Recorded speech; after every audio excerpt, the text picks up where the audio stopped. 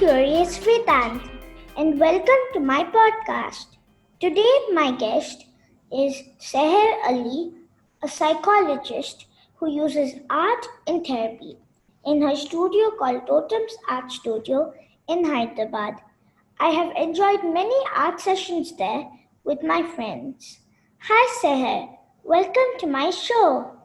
Hi Vedan, thank you so much for inviting me. I'm so happy to be here. You're welcome. This is going to be a very interesting topic. I Yes, just know it. yes. So, Seher, I am curious to know, what does a psychologist like you do? So Vedant, my training is in holistic psychological counseling, which focuses on counseling and also alternate forms of, healing that will help the counseling process. So people who are going through difficulties in their life, regular life challenges that they are not able to cope with, and they are facing a roadblock, they are not able to move ahead, and they have asked for support from people around them, but it hasn't helped, or they have felt judged and they have not been able to work on their problem. So at that point, people approach a counselor, they approach a psychologist.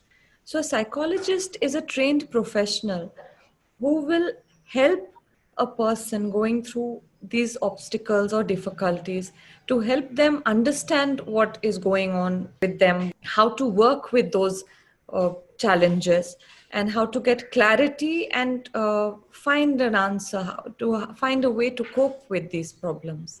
So that is what a psychologist does.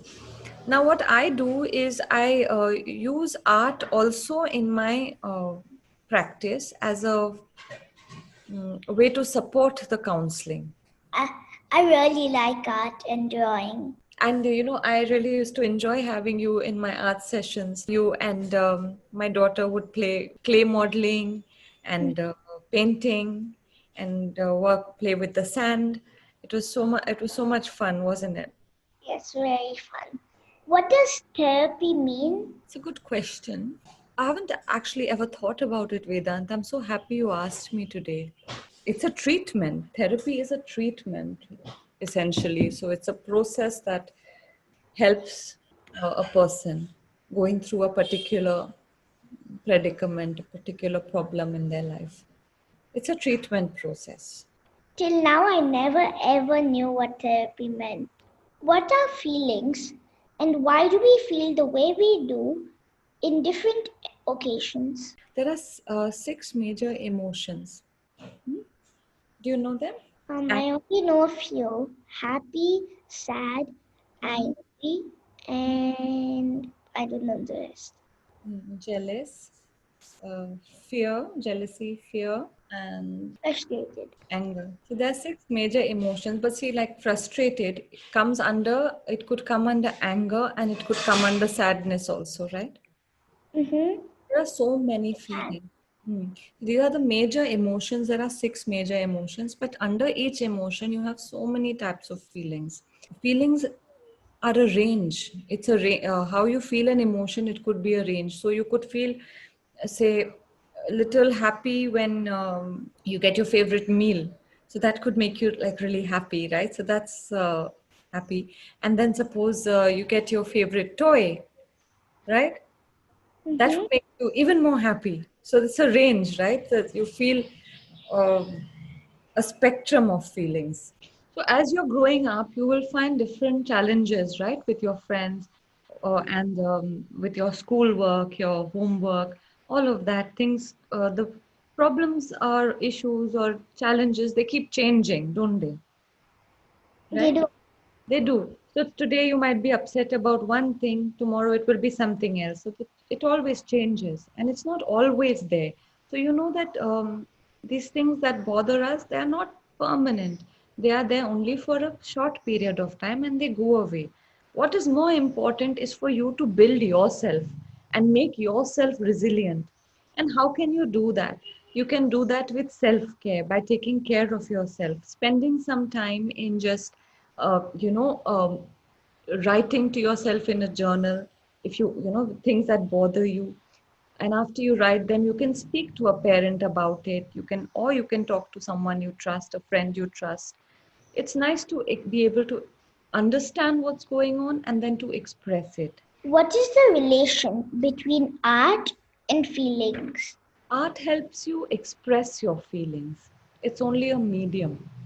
We use art as a medium to express ourselves. So the way we paint doesn't matter. It's about just expressing. Like if you're feeling sad, you paint something sad. Or is it the opposite way around? If you're feeling sad, you paint something happy.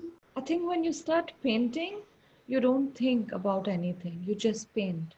And it just helps you express yourself. So even if you're feeling sad, you might paint something very pretty. So that is why art is a medium. It helps you connect with your senses. It helps you just express yourself. It even if you think, it doesn't matter that much. It's all about just doing it. It's just feeling connected with yourself and expressing how you feel inside without words. Expressing yourself in pictures, you mean? Why are certain colors associated with certain feelings? So colors are something personal to you sometimes. There is a general, there are general meanings to colors as well. Like it is based on popular views, popular opinion about a particular color. Red is associated with danger. Black is associated with the night and with fear. So pink is associated with happiness. But that is just general, people have a general opinion about it because it's been used like that so much. But of course, colors can have a personal meaning to you, and what you like is personal to you. For example, which color do you like, Vedant? I like orange, green, red, black, and blue. So, you like to be fair to all the colors. You won't choose any one color. Hmm? That says something about you. Art will teach you something about you. But I still don't know what's about me, like why I like those colors. Hmm. And there's no reason for it. There need not be any reason. You could just like a color because you feel drawn to that color. It means something to you. Mm-hmm. Hmm. It does. It makes you feel a certain way. Like yellow makes me feel a certain way. I feel a certain energy, a little happiness inside me when I see yellow. So same like that you'll have for certain colors. Even turquoise blue, I really love that color. Your friend Kohei, she always she says that her favorite color is black, and her favorite nowadays is black. But she always starts her painting with brown. Why? I think she likes brown. Do everyone associate the same colors to the feelings or is it different? For everyone, that every color will be different, how the way they feel. For some, white is a very soothing color. But for some, it becomes, they find it too clinical, they find it too strict, they don't like it. So feelings it depends on your own personal experience, how you associate with a color, your own senses, how you look. Some people like sober colors, they like that palette of brown, cream, white. They like that palette. Some people like bright colors. So it's also the colors that they're drawn towards, the colors that give them energy. So for everyone, it is different.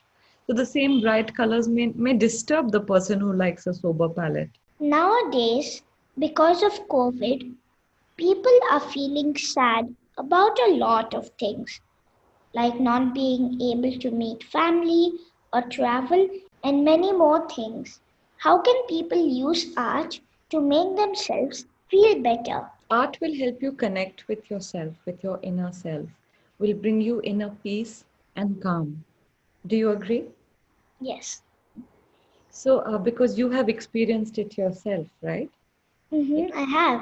I really have. So it's something about connecting sensorially, using our hands, using our breath work, using our the visually to we're using our eyesight, we're using our fingers, the feeling of touch, and all of this And that's how we use art, right? We create art using our senses. It's a sensorial experience. So this by itself brings about a lot of calm to a person, and it can help a person relax and think about things with no tension. When you think when you're able to think clearly without any stress, without any tension, then you're able to find answers more easily. So it's important that if you are like if you can give yourself some time every day to do something that you enjoy doing just for yourself and nobody else, that you don't need to, at the end of painting something, you don't need to go and show your parent and say, look, I painted this or I did this. It's not for them also, it's just for you. It's like you when you do your Lego and you create something, it's not always about showing it to somebody, right? It's about creating it, the whole process, how you got excited and put it all together. That itself is so nice for you, right? It's the same with art. So, you're using sensorially, using your hands and your senses to paint. That itself is a very beautiful experience. And you can only work on it for yourself and not worry about what others will think or how your art will look, whether it will go up on the wall or not. It's just about that taking some time out for yourself to do something creative, to get in touch with your creative side. I agree. I totally agree. What made you choose to be a psychologist? As a child, what did you want to be? I come from an army background. My father was in the Indian Army, and because of that, we used to travel a lot. And I met many people over a period of time to go to different places and different postings, meet different people. And also, I studied in a boarding school where again I met people from all walks, from different parts of the country, from even abroad. So just the exposure to to different cultures and meeting so many different type of people uh, helped me decide to choose the helping profession. Like I got into the helping profession because I I felt like it was something I could do. I had the ability to connect with people, and I could. I was drawn towards that cause. I really wanted to do it. So that's why I chose to be a psychologist. What are your hobbies? My hobbies are painting and reading and going for walks and listening to music. What about you? Even I like listening to music and painting and also reading a lot. Are you reading Diary of a Wimpy Kid? Yes, I finished all the books in that. Kohei really finds it funny. Same. If any of the listeners want to join you and paint with you, how do they reach out to you? Pre-pandemic, I was conducting art therapy sessions for both adults and kids, and they were face-to-face sessions. But after the pandemic happened, while it's been on, I've not been able to reach out to so many people. That's why I chose the virtual space to have the ongoing art sessions now. And it's a really wonderful way to reach out to people because in virtual art therapy sessions, there is a lot of privacy and people need not, share any personal information. It is very convenient for them to find some time and join an art therapy session. So I've been taking virtual art therapy sessions on different issues and different topics. Some of them are, one of them is on coping with anxiety. One of them is on handling the blues, handling difficult, sad feelings. Then there is on work-life balance, how to manage your work and your life at the same time, family life and your work life. And there is also the de-stress art therapy sessions, which is all about just relaxation and managing your stress. So each of these sessions, they follow, they follow a process of meditation where you're using your breath work to, connect with your inner self, and you use the paints to explore things that you have not been able to answer or you're trying to get answers for, you use paints in a guided session where I will be helping you answer those questions through with the paints. And we end with again meditation to kind of help you uh, after the session to relax and to tune in with yourself. So this is about my virtual art therapy sessions, and they are on once a week. And also, people approach me to have private sessions for their at workplace or with their families. I do corporate wellness programs as well, where there is art therapy, is where art therapy is used. Do you have any virtual kids art sessions? Yes, and I hope you will be joining us. Yes. Yes, I'm so excited to have this session. I'm looking forward to seeing you. Thank you so much for coming on my show. Thank you. Thank you so much, Vedant. Dear listeners, follow my Facebook page, Curious Vedanth, to get updates on my upcoming episodes.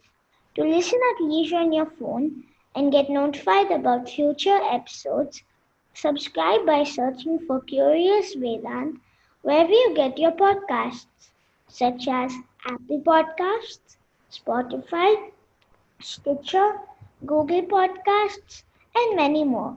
You can also listen to my show on vedanth.buzzsprout.com. Thank you for listening to Curious Vedanth, and don't forget to rate and leave comments.